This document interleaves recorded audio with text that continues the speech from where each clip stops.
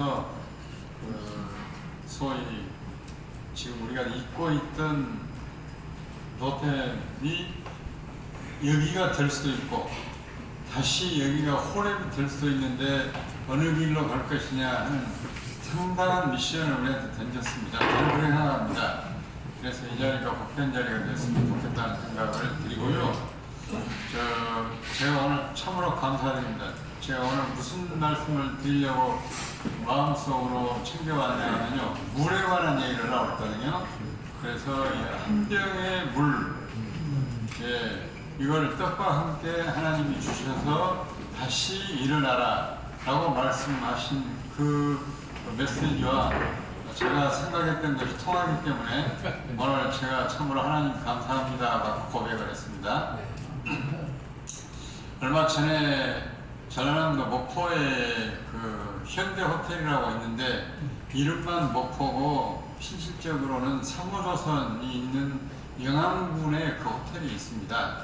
거기에서 행사를 한다고 와달라고 해서 갔는데 그게 지속가능 발전위원회라는 것을 이 앞 정부에서 만들어가지고 물 포럼을 하는 겁니다. 그래서 물 얘기를 하고 왔습니다.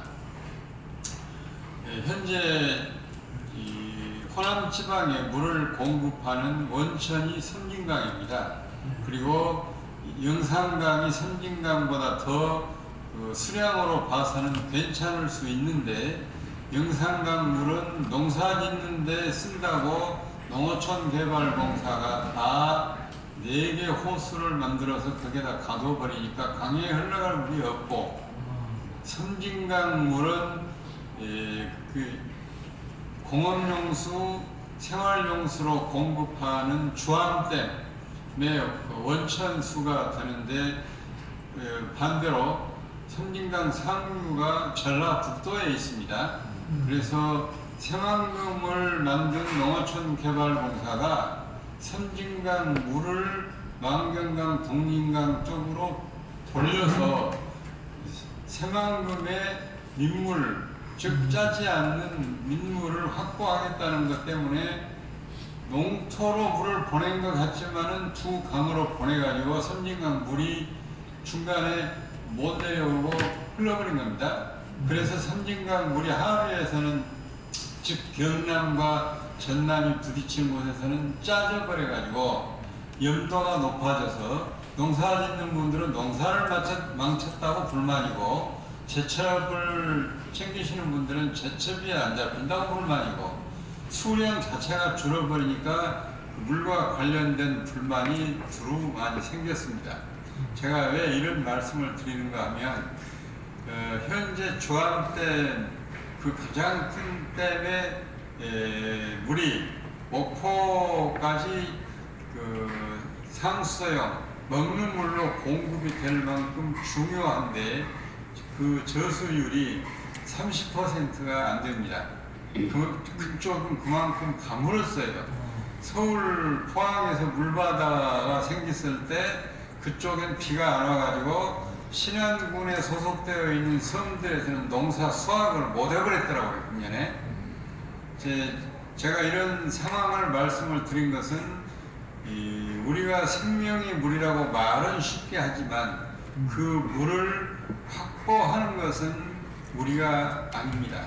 결국 하나님께서 비를 주시지 않으면 우리가 만들어 놓은 모든 시스템, 시설들이 아까 조지현 목사님 오늘 이 연말에 헛되다 울프셔도 되는지 모르겠지만 이 물 시스템도 헛되게 됩니다.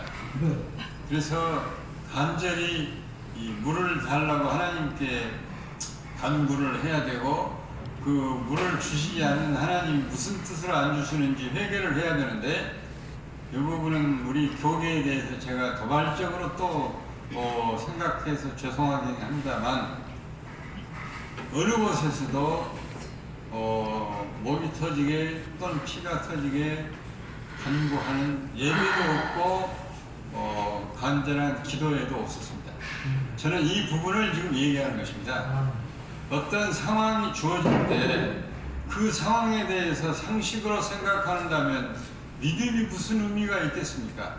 그 상황에 대해서 믿음을 연료로 해가지고 다른 데서 생각하지 못하는 에너지를 만들어내는 교회가 되어야 다시 부흥하고 다시 일어설 거 아닙니까? 아멘. 예, 어제 기사를 보니까 전광훈 목사님이 한기총에서 퇴출된다고 신문 보도를 통해서 나와 있더라고요.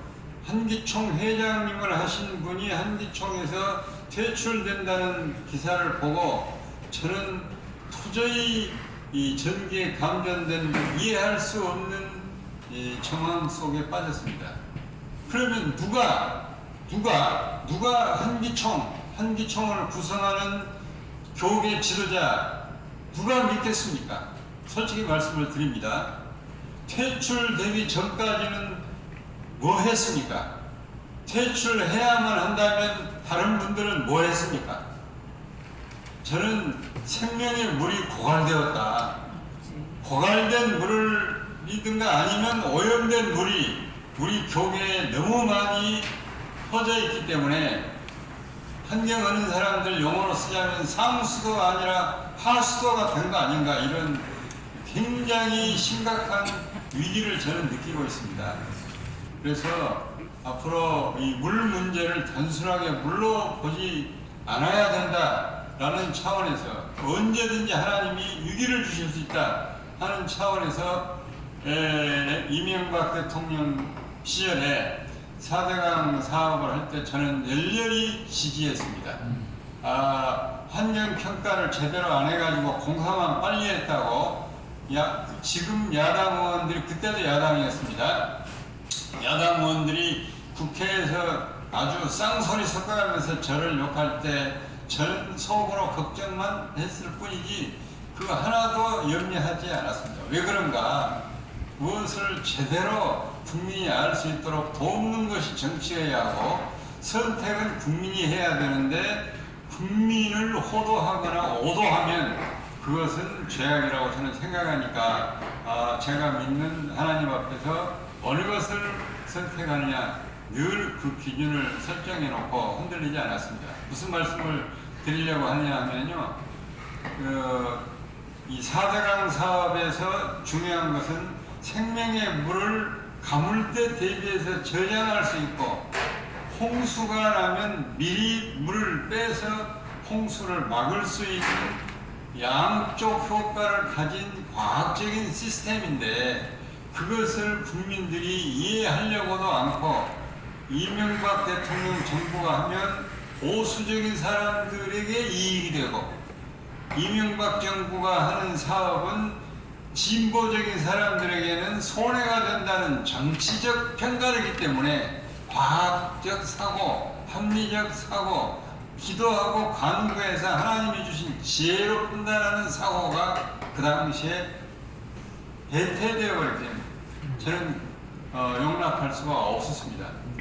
제가 이제 말씀을 꺼냈으니까만 여기 대한민국이 대단한 나라입니다. 전국 강의 주요 지점에는요, 어떤 물이 어느 시간에 얼마만큼 무슨 성분이 섞여서 흐른다는 것을 서울 인천에 있는 저희 환경공단의 조정실에서 모니터로 전국 것을 동시에 확인할 수 있는 시스템이 되어 있습니다.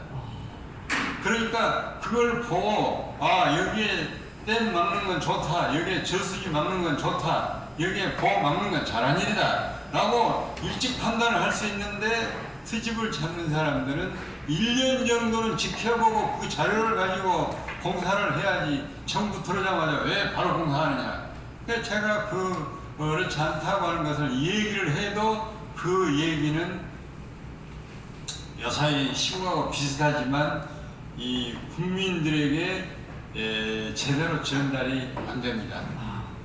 그러니까 제가 이런 말씀을 올리는 것은 이 물이라는 것이 정말 중요하고 물을 생명의 물로 보고 그 생명의 물은 보이는 물뿐만이 아니라 안 보이는 물까지를 포괄해서 국민이 알 수 있도록 하고 그리고 그 물을 잘 관리해서 하나님께서 물을 조금 주실 때 또는 많이 주실 때 언제라도 우리들이 쓸 수 있고 써야만 하는 물은 지혜롭게 대비를 해서 확보를 해야 된다는 말씀이고요. 여기서 한번 말씀드린 것처럼 이스라엘에 가서 제가 보고 제일 감동한 것 다시 한번 반복하겠습니다. 이스라엘은 사막지대가 많습니다. 우리나라처럼 숲이 좋지 않습니다. 그런데도 강에 굉장히 많은 물이 흘러서 제가 감동을 했거든요. 그리고 질문을 관계관들하고 한 겁니다. 그래서 파악을 한 겁니다. 이스라엘은 어떠한 경우에도 강에 흐르는 물을 늘 유지하기 위해서 풍성하게 지탱하기 위해서 평상시에 쓰는 물은 바닷물을 과학기술을 이용해 가지고 민물로 바꿔서 그것을 상수용 또는 이 공업용으로 쓴다는 겁니다. 그리고 하수를 과학적으로 기술적으로 최고로 처리를 해 가지고 그것으로 농사를 지을 수 있도록 전 평야의 관로를 통해서 공급하는 시스템이 되어 있어서 이 농토에서 물이 필요하면은 꼭지만 틀면 물이 나오도록 되어 있습니다. 그 물도 과학과 기술을 정해가지고 1등급 물은 먹을 수도 있고 그게 아닙니까? 하수 처리장에서 온 물이 처리가 완벽하게 돼서 바로 먹을 수 있고 2등급 물은 우리들이 채소 등처럼 바로 사람이 먹는 고등 원예 쪽에 쓸 수 있고 3등급 물은 우리 벼농사에 해당되는 것과 같은 일반 농사에 쓸 수 있도록 3등급으로 분리해서 물을 공급하는 걸 보고 제가 감동을 했습니다. 그러니까 우리 농민들처럼 제가 말씀드린 거 또 드린다니까요. 농민들처럼 생수병 갖고 안 간다니까요. 왜냐하면 들판에 가면 이것만 틀면 자기들이 갖고 있는 평상시에 들판에 나갈 때 가지고 간 조그만 쇠 가방에 그 컵 하나 꺼내가지고 그 꼭지만 틀면 먹는 물도 나오지. 채소밭에 줄 물도 있으니까 그건 호스만 연결하면 되지. 그 얼마나 돼 있습니까? 그러니까 여기 계신 어르신들이 아시는지 모르지만 우리나라 삼성도 최고의 R&D 연구소는 이스라엘에 있습니다. 이 부분이 우리한테 시사하는 바를 챙겨야 됩니다. IQ는 우리가 이스라엘보다 높거든요. 그럼 평균 IQ가 이스라엘보다 높은 우리가 조금만 더 노력하면 우리에게 세계의 모든 두뇌를 빌리겠다는 나라들의 요구가 들어올 것이다. 그러면 우리가 첫째는 우리나라에서, 둘째는 우리의 두뇌들을 해외에 보내서 세계의 한국을 다시 한번 떠올릴 수 있는 지금 문화적인 K가 아니고 모든 면에서 탑이 될 수 있다는 것이 제가 그리는 꿈이거든요. 그래서 이 물이 갖고 있는 그 의미를 가지고 이제 결론으로 말씀을 드리자면 생명을 키우는 사고를 늘 하셨으면 좋겠어요. 제가 참 어제도 그제도 똑같은 경험을 하면서 웃습니다. 똑같이 밥을 예를 들면 8명이 먹었는데 그 호텔 같은 데 가면은 호텔에서 만든 생수 또는 그냥 회사에서 나온 생수병을 하나씩 갖다 앞에다 놔두고 먹으라고. 그러면 물을 다 마시지 않고 어떤 사람은 절반이 남고 어떤 사람은 3분의 1이 남습니다. 근데 저는 반드시 그 물을 남으면 들고 나옵니다. 들고 나와서 집에까지 가지고 가서 먹든가 아니면 카페에 가면 다음 카페에 가서 그 물을 먹든가 하고, 만일 거기서 끝나고 그 다음 행사로 바로 가야 돼서 가지고 갈 시간이 안 되면 그 물 남은 걸 들고 나와서 가로수에 가가지고 부어줍니다. 그러니까 저는 아예 삭발이 돼 있어요. 그리고 이제 빈병을 밴드 떼고 캡 분리해가지고 쓰레기통 찾아서 가서 분리해서 버리면 그 밴드 떼고 캡 떼서 여러분들이 생수병을 버리시면요, 그것만 모으면 아주 아름다운 티셔츠를 만듭니다. 지금 노스페이스 그 아웃패션 그쪽에서 그걸 가지고 광고하고 있습니다. 그러니까 플라스틱 물병이 아름다운 티셔츠로. 이게 지금 우리의 과학이고 기술인데 국민이 협조를 해줘야 그게 대량 생산이 돼서 수출도 하고 폐기물도 안 남고 그리고 화학공업, 화학기술이 발전할 거 아닙니까?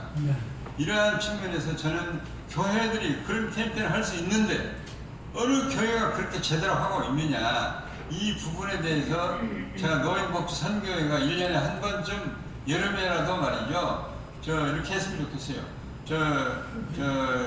크리스찬 노인 환경교실 이런 걸 한번 예를 들면 내년에는 수원에서 하고 그 다음에는 부산가서 하고 이런 식으로 해가지고 노인복지 선교회 홍보도 되고 크리스찬 선교도 되고 그리고 환경 선진화도 되고 그래서 요새 녹색국가로 가는 대목에서 정말로 이 물 한 방울이 갖는 의미를 다시 한번 깨닫고 그런 것을 보면서 어린이들이 이스라엘처럼 대를 이어가면서 선대가 하는 것을 본받아가지고 선진 코리아 K가 다시 한번 빛나도록 했으면 좋겠다. 오늘 한 병의 물 이 메시지 주신 것에 감사하고 그 물이 우리 생활로 이어지기를 간절히 소망하면서 여러분께서 앞으로 싱크대에서 물을 버릴 때에도 깨끗한 물을 버리고 일본의 주부들은요 절대로 제가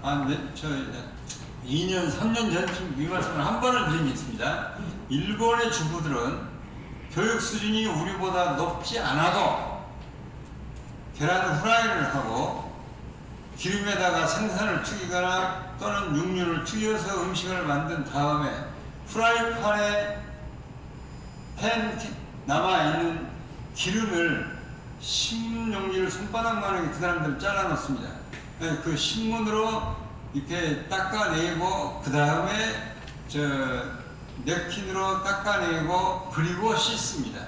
왜 그런가? 신문에 기름이 아주 빨아들이는 좋은 기름이 들어있기 때문에 그걸 활용해서 쓰레기통에 넣으면 소각장에 가서 흔적 없이 그 기름이 이 물을 오염시키지 않고 하수 처리장의 비용을 높이지 않고 주부들의 협력에 의해서 일본 전체가 비용을 세이빙할 수 있잖아요.